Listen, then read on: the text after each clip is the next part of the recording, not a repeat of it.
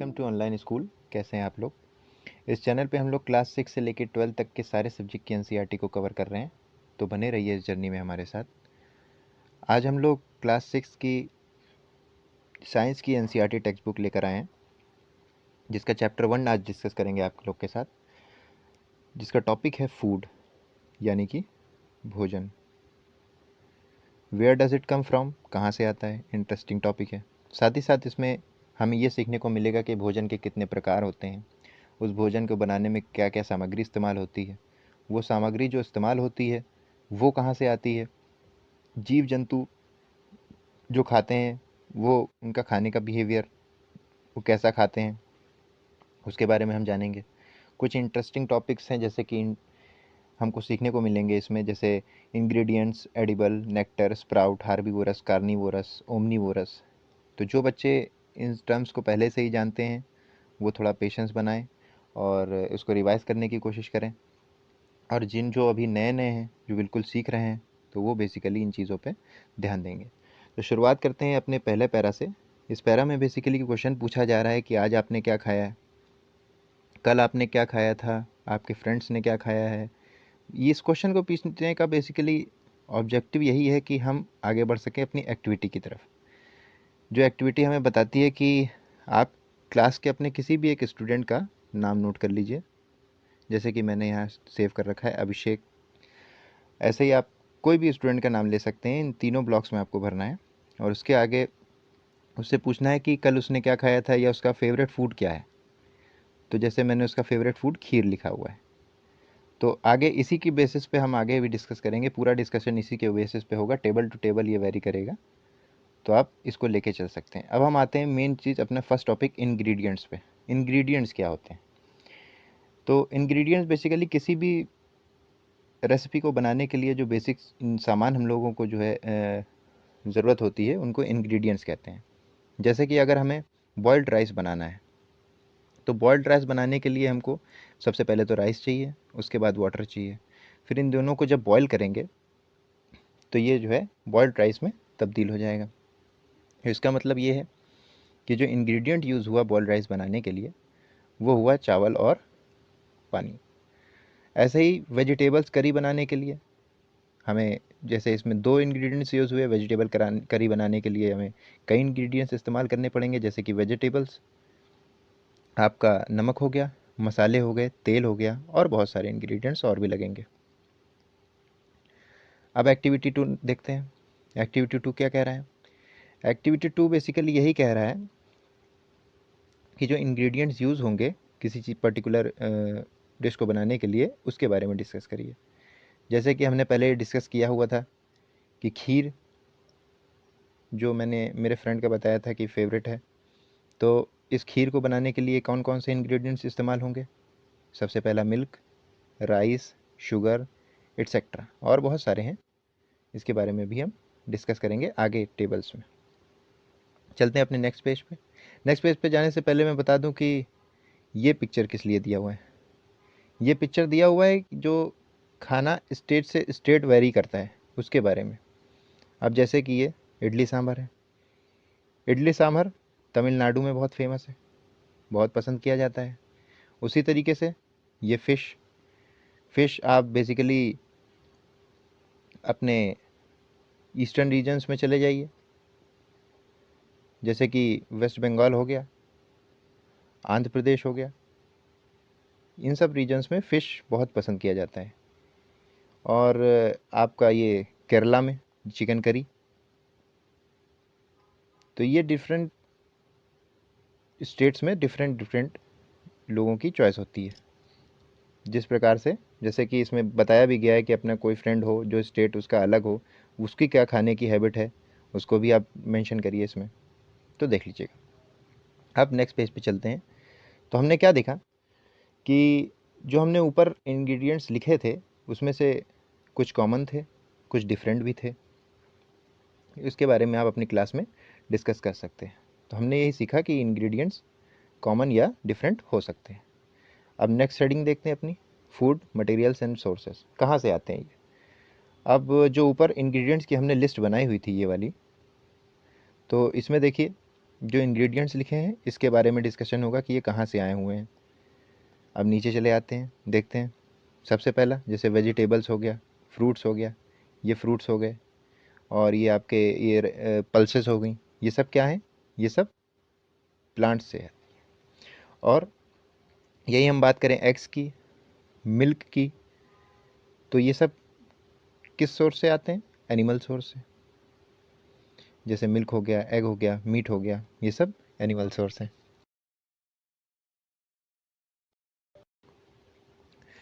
उसी तरीके से अब जैसे कि आप देखिए कि ये पैडी और वीट फील्ड, इससे हमको क्या मिलता है? राइस, वीट, ये हमको मिलता है। यहाँ पे पैडी फील्ड का एक पिक्चर भी दिया हुआ है। ये पैडी फील्ड आपको दिख रहा है, मैं इसको थोड़ा आपको दूसरी पिक्चर दिखाता हूँ इसकी। फिर आप देख सकते हैं पैडी फील्ड की। पैडी फील्ड यानी कि चावल का खेत, यानी कि धान का खेत। देखिए किस तरीके से ये छोटे छोटे दाने हैं जिसमें चावल निकलते हैं। जैसे जैसे ये भारी होते चले जाते हैं, उस झुकाव इसका नीचे की तरफ होता चला जाता है। उसी तरीके से आप दूसरी देख लीजिए, ये वीट फील्ड है। आप अपने अक्सर गांव जाते होंगे तो देखते होंगे रास्ते में पड़ते हैं ये खेत। और ये वीट का दाना थोड़ा मोटा होता है चावल से, ऑब्वियसली। ये एग्जाम्पल आप देख सकते हैं। चलिए वापस आते हैं अपने पेज पे। में हम लोगों को डिस्कस करना है। सबसे पहले हमने फर्स्ट वाली टेबल में क्या डिस्कस किया था कि कौन कौन से फूड आइटम्स किसको पसंद हैं। अब सेकंड वाली टेबल में क्या हमने डिस्कस किया था कि उनको बनाने के लिए कौन कौन से इंग्रेडिएंट्स लगते हैं। थर्ड में अब हम क्या करेंगे कि वो इंग्रेडिएंट्स कहाँ से सोर्स है उनका, उसको पता करेंगे। जैसे कि राइस का सोर्स प्लांट से है, उड़द दाल का, नमक का, ये सब क्या है?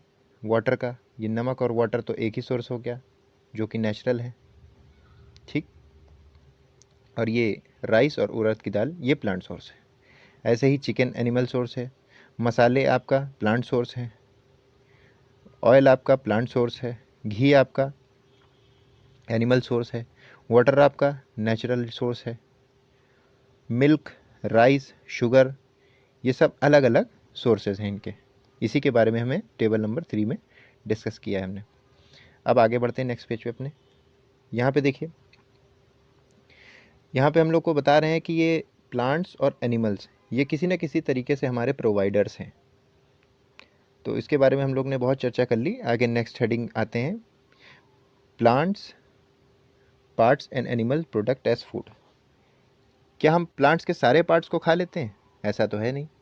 एनिमल्स को भी सारे पार्ट्स को नहीं। मतलब जो हमें एनिमल प्रोवाइड कर रहे हैं या जो प्लांट प्रोवाइड कर रहे हैं जो खाने योग्य है, मतलब एडिबल। अब ये देखिए सेकंड टॉपिक आपका आ गया, एडिबल, जो कि यहाँ लिखा हुआ है। ये एडिबल मतलब ये होता है जिसको हम ईटेबल, देखिए दूसरी डिफिनीशन, एडिबल्स मतलब वो होता है जिसको हम खा सकते हैं। उसी तरीके से देखिए अब प्लांट्स के क्या क्या पार्ट्स हैं जिनको हम खा सकते हैं, जो खाने योग्य हैं। मैंने आपके लिए इसको थोड़ा सा इलेबोरेट कर दिया है। ये देखिए, अब जैसे कि अगर आप प्लांट्स के ऊपर सिस्टम में चले आएंगे, इसको क्या कहते हैं? Shoot system. नीचे ज़मीन के नीचे चले जाएंगे तो इस सिस्टम को क्या कहते हैं? रूट सिस्टम, ठीक। तो अब हम देखेंगे शूट सिस्टम के एडिबल ऑब्जेक्ट्स को। जैसे कि फ्लावर, फ्लावर भी हम खाते हैं। आपने देखा होगा गोभी का फूल, कॉलीफ्लावर, पम्पकिन, कद्दुए का फूल, कद्दुए के फूल की पकौड़ी बनती है। आप लोग ने देखा होगा, मम्मी लोग अक्सर बनाती हैं, चावल में भिगो के तेल में तलती हैं, बहुत अच्छी लगती हैं। कद्दुए के फूल, मैं आपको फ़ोटो दिखाता हूँ इसकी। ये कद्दुए का फूल है, इसी को हम लोग तोड़ के बढ़िया तल के और फिर खाएंगे। तो इस प्रकार से ये हमारे खाने में मदद करती है। ले आइए फ्रूट्स पे। फ्रूट्स तो आप जानते हैं कितना खाया जाता है। सेब हुआ, अनार हुआ, संतरा हुआ, अंगूर हुआ। फिर स्टेम पे आ जाते हैं। कई कई हम प्लांट्स की स्टेम को भी खाते हैं, जैसे कि गन्ना, शुगर केन।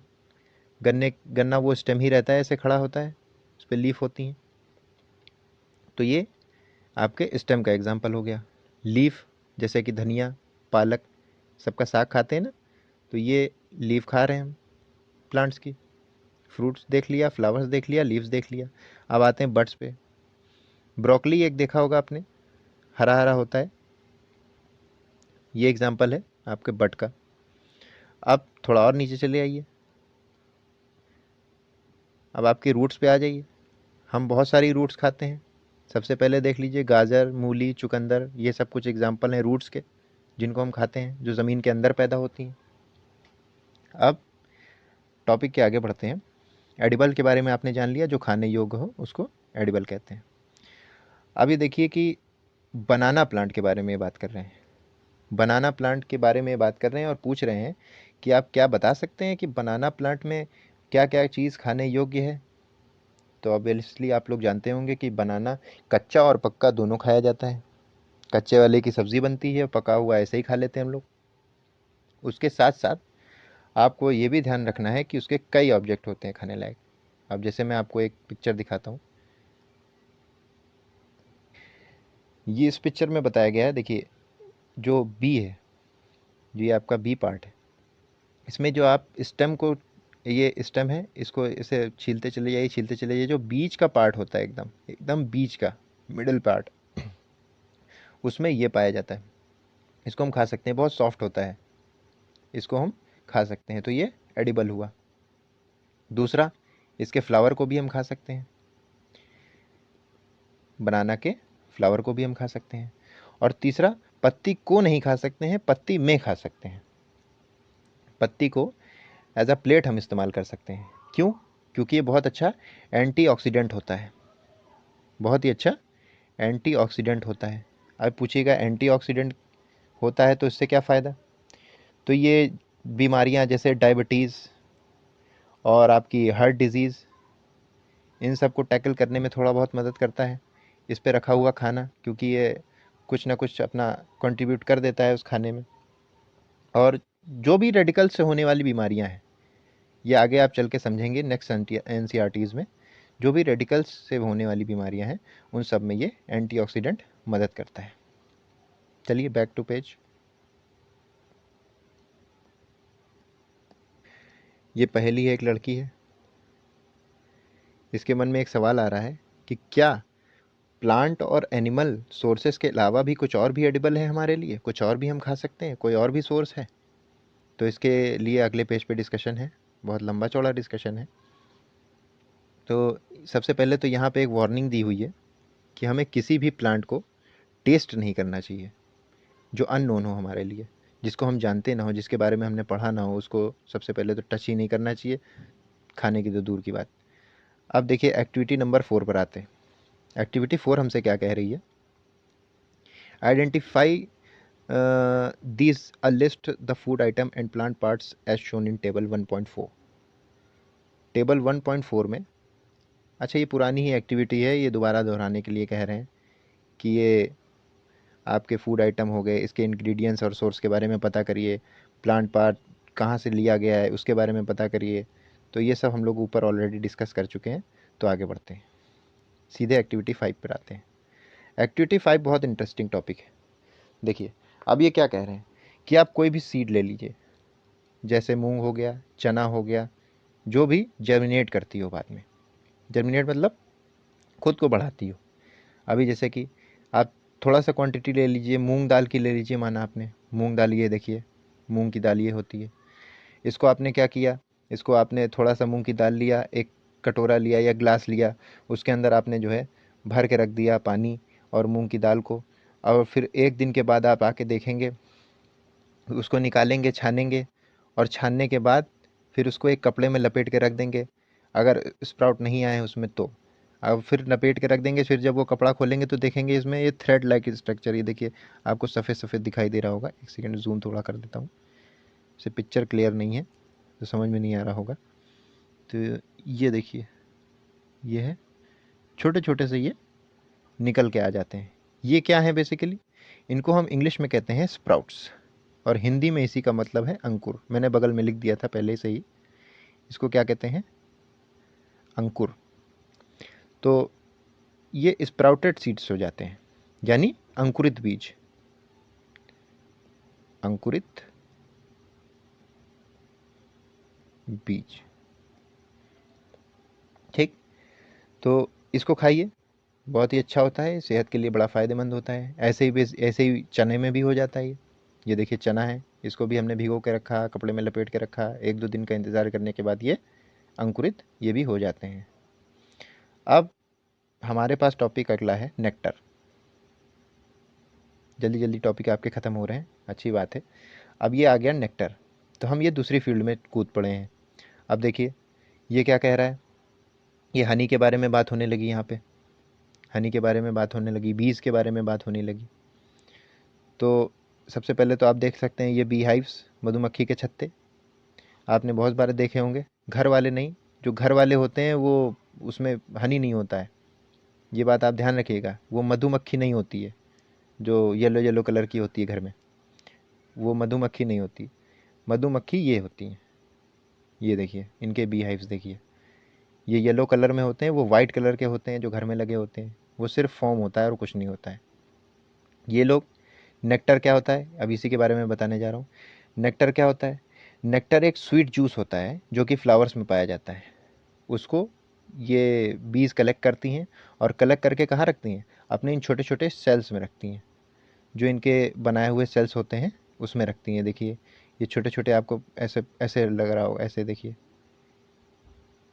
ये शेप होते हैं, इस नेक्टर को ये लोग इसी शेल्स में रख देती हैं लाके, और फिर कुछ दिन वेट करने के बाद यही नेक्टर शहद में बदल जाता है। तो ये होता है बेसिकली।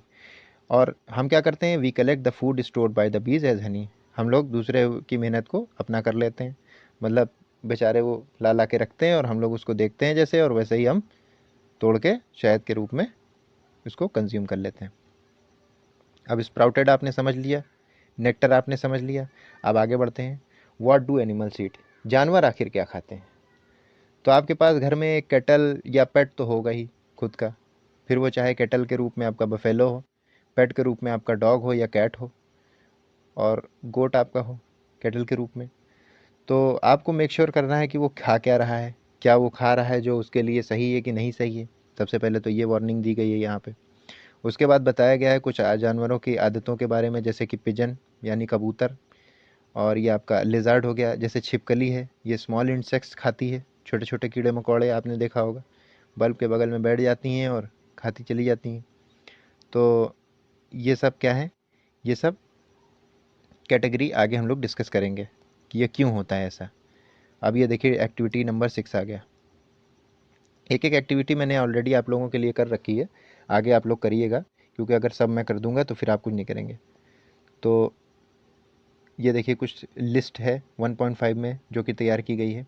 इसमें क्या है, नेम ऑफ एनिमल है और फूड द एनिमल ईट, मतलब उस जानवर का नाम है और उसके आगे लिखना है कि वो खाता क्या है। अब जैसे कि बफेलो है, ये घास भी खा लेती है, ऑयल केक्स भी खा लेती है, हे भी खा लेती है, एक भूसा भी खा लेती है, और ग्रेन्स भी खा लेती है, कुछ भी खा लेती है, कुछ भी नहीं सॉरी, मतलब यही सब खाती है।